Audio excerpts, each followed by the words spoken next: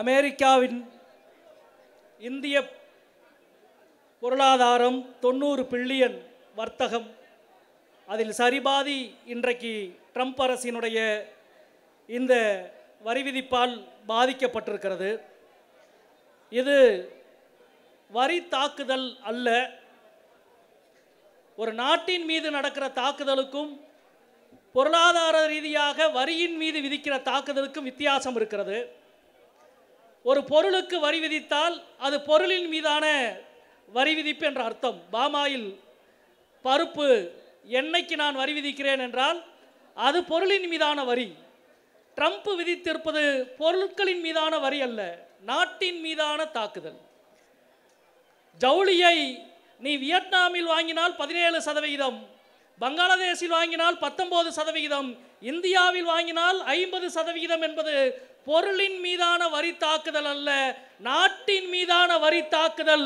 எனவே தேசபக்தர்கள் எல்லோரும் எங்கள் அணியில் எங்கள் குரலுக்கு பின்னால் வந்து சேருங்கள் என்பதற்கான அழைப்பு தான் இது. நாட்டுக்கு தாக்குதல் வந்தால் மோடி வரமாட்டார், இந்தியா கூட்டணியின் தலைவர்கள் தான் களத்திலே வந்து நிற்பார்கள் என்பதுதான் நான் வரலாறு கண்டிருக்கிற உண்மை. நண்பர்களே, நீங்கள் ஒரு விஷயத்தை தெரிந்து கொள்ள வேண்டும். ட்ரம்ப் இவ்வளவு ஆணவத்தோடு 50 முதல்ல 16%, அதுக்கு பிறகு நான் சொன்னதை கேட்கல எனவே உனக்கு 25% வரி, அதற்கு பிறகு ரஷ்யாவிடமிருந்து எண்ணெயை வாங்குகிறாய் இன்னொரு 25% வரி என்று இவ்வளவு ஆணவத்தோடு செயல்படுவதற்கு ஒரே ஒரு காரணம்தான் உண்டு. அந்த காரணம் மோடி அரசு கடந்த 12 ஆண்டுகளாக பின்பற்றி கொண்டிருக்கின்ற பொருளாதார கொள்கையும் வெளியுறவு கொள்கையும் தான் இதனுடைய அடிப்படை காரணம். அமெரிக்க ஆதரவு என்று இருந்த இந்திய அரசின் நிலையை அமெரிக்காவினுடைய கண்மூடித்தனமான ஆதரவு என்று மாற்றினார் மோடி. அதற்கு பிறகு அமெரிக்காவுக்கு கண்மூடித்தனமான ஆதரவு என்று இருந்த இந்திய அரசின் நிலையை ட்ரம்பின் கண்மூடித்தனமான ஆதரவு என்ற நிலைக்கு மாற்றினார் மோடி. தன் காலுக்கு கீழே விழுந்தவனை கருணையோடு நடத்த வேண்டிய அவசியம் ட்ரம்புக்கு இல்லை, உலகத்தில் எவனுக்குமே இல்லை.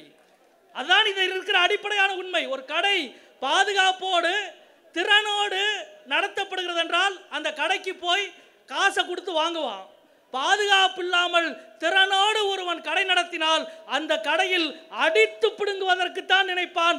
அதுதான் இன்றைக்கு இந்திய பொருளை அடித்து பிடுங்குகிற வேலையை ட்ரம்ப் செய்து கொண்டிருக்கிறது, அமெரிக்கா செய்து கொண்டிருக்கிறது. ஏனென்றால் இந்திய பொருளாதார கொள்கையும் வெளியுறவு கொள்கையும் முழுமுற்றாக தோல்வி. இன்றைக்கு 2 விஷயங்களை நான் இங்கே குறிப்பிட்டு சொல்ல வேண்டும் என்று நினைக்கின்றேன். 2 நாட்களுக்கு முன்பு நடந்த செய்தி. ஒன்று, இந்திய அரசு பருத்தி இறக்குமதிக்கு வரி முற்றிலுமாக வரியை நீக்கி இருக்கிறது. எந்த நாட்டில் இருந்தாலும் பருத்தியை இறக்குமதி செய்து கொள்ளுங்கள் என்று. ஆச்சரியம் என்னவென்றால் அமெரிக்காவினுடைய அக்ரிகல்ச்சர் மினிஸ்ட்ரி அதை வரவேற்றிருக்கிறது. அமெரிக்கா ஜவுளியின் மீது போட்டிருக்கிற வரியால் இந்தியாவில் நாம் கதறி கொண்டிருக்கிறோம். ஆனால் அமெரிக்காவிலிருந்து பருத்தி இறக்குமதிக்கு முழுமுற்றாக வரி விலக்கு. அரசு என்ன செய்ய வேண்டும்? ஒன்று, இது நவம்பர் டிசம்பர் மாதம் இந்தியா முழுக்க பருத்தி விளைச்சலாகி கொண்டிருக்கிறது. உள்நாட்டு உற்பத்தியினுடைய வணிக சந்தையை பாதிக்கும். அதனால் தான் நேற்றிலே இருந்து பஞ்சாப் விவசாயிகள் போராட துவங்கிவிட்டார்கள். ஆனால் இன்னொரு பக்கம் மற்ற நாடுகளில் இருந்து பருத்தி இறக்குமதிக்கு வரி விலக்கு செய்துவிட்டு அமெரிக்காவில் இருந்து பருத்தி இறக்குமதி செய்தால் வரியை கூட்டு என்று மோடி முடிவு செய்ய வேண்டும். அல்லது வரியை அதிகப்படுத்தவில்லையா, இருக்கிற 11% இருக்கட்டும் என்று சொல்ல வேண்டும்.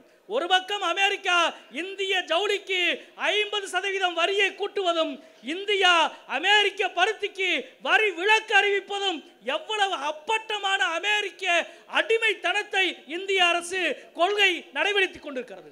இன்னொரு பக்கம் நேற்றைக்கு முன்தினம் ட்ரம்ப் ஒரு ஐடி மாநாட்டில் கான்ஃபரன்ஸ்ல போய் பேசுறாரு. இந்திய அமெரிக்காவுடைய ஐடி நிறுவனத்தை நடத்தி கொண்டிருக்கிறவர்கள் பெங்களூரிலே போய் தொழிற்சாலை தொடங்காதீர்கள் என்கிறார். பெங்களூர் என்று பெயரை சொல்லியே சொல்கிறார். அப்பட்டமாக இந்தியாவின் மீதான தாக்குதலை கட்டவிழ்த்து விட்டுக் கொண்டிருக்கிறது. ட்ரம்புக்கும் மோடிக்கும் இருக்கிற ஒரே ஒற்றுமை, 2 பேரும் அவரவர்களின் நண்பர்களுக்கு விசுவாசமாக இருக்கிறார்கள், நாட்டுக்கு விசுவாசமாக இல்லை. ட்ரம்போடைய இவ்வளவு பெரிய பொருளாதார தாக்குதலுக்கு காரணம் இந்தியாவின் வேளாண்மை சந்தையை அமெரிக்காவுக்கு திறந்துவிடு, இந்தியாவின் பால் பொருட்கள் டைரியை அமெரிக்காவுக்கு திறந்துவிடு, ரஷ்யாவினுடைய எண்ணெயை வாங்காத என்று சொல்வதற்கு காரணம் ட்ரம்புக்கு தேர்தல் நிதியை அள்ளி அள்ளி கொடுத்த 4 பெருநிறுவனங்கள். ட்ரம்பினுடைய இந்த பயமுறுத்துதலுக்கு காரணம், ட்ரம்பினுடைய இந்த பழிவாங்கலுக்கு காரணம் அவருக்கு பின்னால் இருக்கிற 4 பேர் என்றால், மோடி பம்முவதற்கு காரணம் இவருக்கு பின்னால் இருக்கிற 4 பேர். இந்த நாட்டுக்கு விசுவாசமாக மோடி இல்லை, அந்த 4 பேருக்கு விசுவாசமாக மோடி இருக்கிறார். இதுதான் இந்த 2 பேருக்கும் இருக்கிற ஒற்றுமை.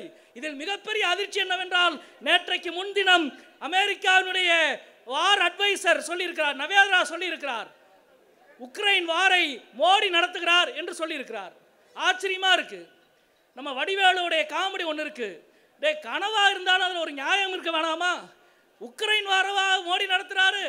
அவர் நடத்தின போரை, சிந்தூர் ஆபரேஷன் சிந்தூரவே நான் நடத்தினேன் அப்படின்னு சொல்றதுக்கு வழி இல்லை. அதவே அமெரிக்க அதிபர் ட்ரம்ப் நான் தான் நிறுத்தினேன்னு சொல்லிட்டாரு. இங்கே இருக்கிற நண்பர்கள் கூட வந்த உடனே காலையில் ஒரு முக்கியமான தொழிலதிபர் வந்து சொன்னார், எங்க மோடி வந்து ட்ரம்ப் கிட்ட பேசினா இந்த வரியை குறைச்சிருவாங்களான்னு.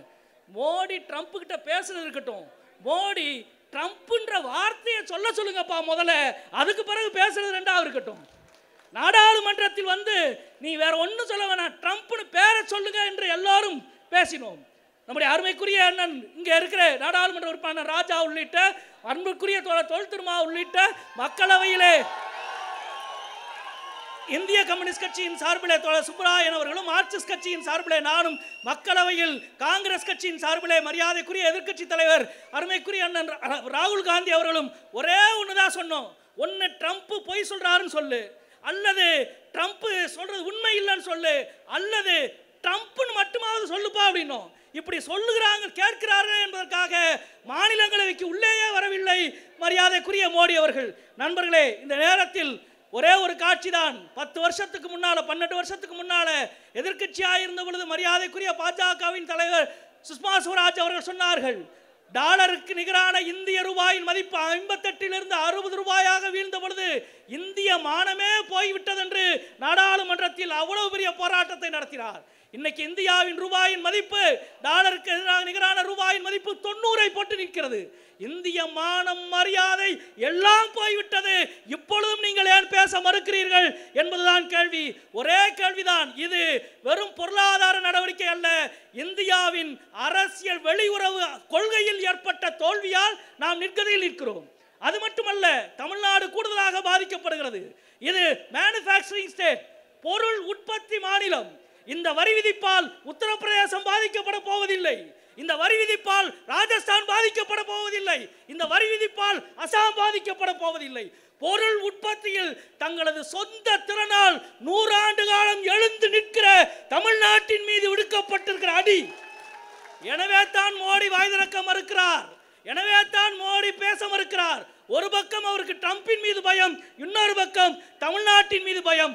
2 பயத்துக்கும் நடுவிலே இருக்கிற ஒருவருக்கு எதிராக துணிந்து நிற்போம். நமக்கான உரிமையை, நம் தொழிலை மீட்கும் வரை இந்த அரசினுடைய பொருளாதார கொள்கை, வெளியுறவு கொள்கையின் தோல்விதான் இவ்வளவு பெரிய நஷ்டத்துக்கு காரணம். எனவே இன்றைக்கு நம்முடைய மாண்புமிகு முதல்வர் அவர்களும் நம்முடைய தோழமை கட்சியுடைய தலைவர்கள் எல்லாம் கேட்டுக்கொண்டதை போல உடனடியாக சில நிவாரணங்களையாவது ஒன்றிய அரசு அறிவிக்க வேண்டும். என்பிஏ தளர்த்தப்பட வேண்டும், கொரோனா காலத்தை போல வட்டிகள் நீக்கப்பட வேண்டும், ஜிஎஸ்டி உடனடியாக தள்ளுபடி செய்யப்பட வேண்டும். இதுவெல்லாம் தீபாவளிக்கு நாங்கள் செய்கிறோம் என்று சொல்லக்கூடாது, உடனடியாக செய்ய வேண்டும். இவையெல்லாம் தற்காலிக நிவாரணம் மட்டும்தான். நிரந்தர நிவாரணம் என்பது இந்தியா தனது சொந்த அரசியல் பலத்தில் உலக நாடுகளுக்கு மத்தியில் கம்பீரமாக முதுகெலும்போடு நிற்கிற நாடாக நிமிர்ந்து நின்று அமெரிக்காவை எதிர்கொள்ள வேண்டும். அமெரிக்காவின் நீதிமன்றம் சொல்லுகிறது, ட்ரம்ப் விதித்த வரி என்பது சட்டப்படி செல்லாது என்று. அமெரிக்க நீதிமன்றத்துக்கு இருக்கிற குரல் கூட இந்திய நாட்டின் அரசுக்கு, ஒன்றிய அரசுக்கு இல்லை என்பது எவ்வளவு பெரிய அவமானம் என்று சொல்லி முடிக்கிறேன். நன்றி, வணக்கம் தோழர்களே.